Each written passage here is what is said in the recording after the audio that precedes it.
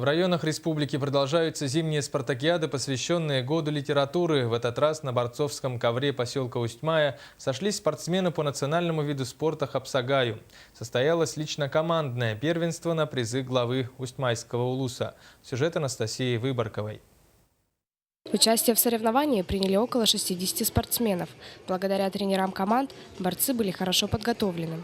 В основном этот вид спорта развит в таких наслегах, как Кюбцы и Жанцы, нежели в районном центре. Возможно, благодаря новому тренеру детской спортивной школы Усть-Майского улуса Андросову Николаю интерес Хапсагаю в Усть-Мае возрастет. К молодому и перспективному тренеру уже записались на секцию более 30 юношей. С 8 класса занимаюсь.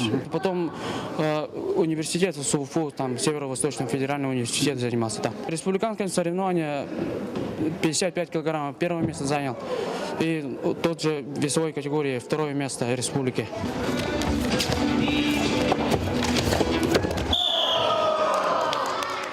Со времен глубокой древности и до нашего времени борьба Хапсагая является украшением национальных праздников Якутии. Поэтому национальное единоборство является постоянными в таких районных мероприятиях, как Исэх и Бакалдын. В этот же раз соревнования были посвящены 70-летию Великой Победы. Это для юношей и мужчин, это чтобы защитников Родины раньше всегда борцы считались.